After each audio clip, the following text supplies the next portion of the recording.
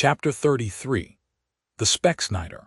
Concerning the officers of the whale craft, this seems as good a place as any to set down a little domestic peculiarity on shipboard, arising from the existence of the harpooner class of officers, a class unknown, of course, in any other marine than the whale fleet. The large importance attached to the harpooner's vocation is evinced by the fact that originally in the old Dutch fishery, 2 centuries and more ago, the command of a whale ship was not wholly lodged in the person now called the captain, but was divided between him and an officer called the Specksnider. Literally, this word means fat cutter. Usage, however, in time made it equivalent to chief harpooner. In those days, the captain's authority was restricted to the navigation and general management of the vessel, while over the whale hunting department and all its concerns, the Specksnider or chief harpooner reigned supreme. In the British Greenland fishery, under the corrupted title of specksioneer, this old Dutch official is still retained, but his former dignity is sadly abridged. At present he ranks simply as senior harpooner, and as such is but one of the captain's more inferior subalterns. Nevertheless, as upon the good conduct of the harpooners the success of a whaling voyage largely depends, and since in the American fishery he is not only an important officer in the boat, but under certain circumstances, night watches on a whaling ground, the command of the ship's deck is also his. Therefore the grand political maxim of the sea demands that he should nominally live apart from the men before the mast, and be in some way distinguished as their professional superior, though always by them familiarly regarded as their social equal. Now the grand distinction drawn between officer and man at sea is this: the first lives aft, the last forward. Hence, in whale ships and merchantmen alike, the mates have their quarters with the captain, and so, too, in most of the American whalers the harpooners are lodged in the after part of the ship. That is to say, they take their meals in the captain's cabin and sleep in a place indirectly communicating with it. Though the long period of a southern whaling voyage, by far the longest of all voyages now or ever made by man, the peculiar perils of it, and the community of interest prevailing among a company, all of whom, high or low, depend for their profits, not upon fixed wages, but upon their common luck, together with their common vigilance, intrepidity, and hard work. Though all these things do, in some cases, tend to beget a less rigorous discipline than in merchantmen generally, yet, never mind how much like an old Mesopotamian family these whalemen may, in some primitive instances, live together. For all that, the punctilious externals, at least, of the quarterdeck are seldom materially relaxed, and in no instance done away.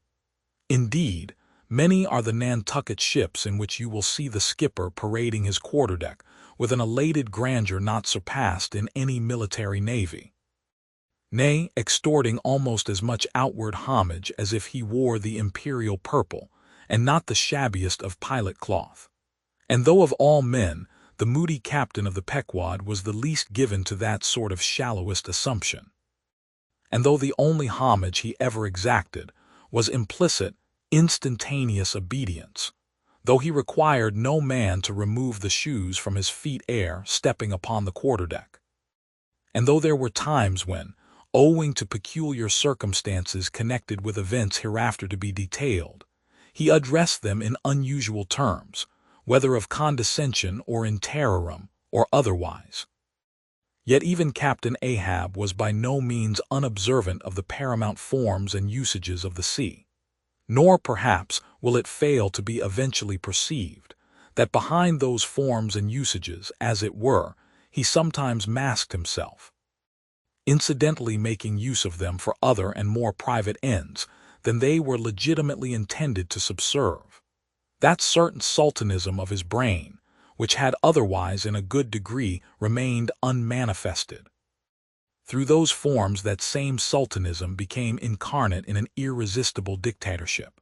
For be a man's intellectual superiority what it will, it can never assume the practical, available supremacy over other men, without the aid of some sort of external arts and entrenchments, always in themselves more or less paltry and base.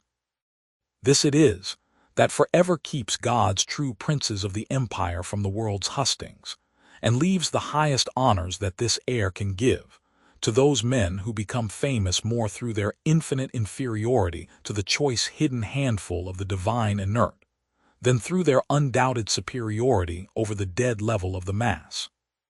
Such large virtue lurks in these small things when extreme political superstitions invest them, that in some royal instances, even to idiot imbecility, they have imparted potency. But when, as in the case of Nicholas the Tsar, the ringed crown of geographical empire encircles an imperial brain, then the plebeian herds crouch abased before the tremendous centralization. Nor will the tragic dramatist who would depict mortal indomitableness in its fullest sweep and direct swing ever forget a hint, incidentally so important in his art, as the one now alluded to. But Ahab, my captain, still moves before me in all his Nantucket grimness and shagginess, and in this episode touching emperors and kings, I must not conceal that I have only to do with a poor old whale hunter like him. And therefore all outward majestical trappings and housings are denied me. O Ahab, what shall be grand in thee, it must needs be plucked at from the skies, and dived for in the deep, and featured in the unbodied air.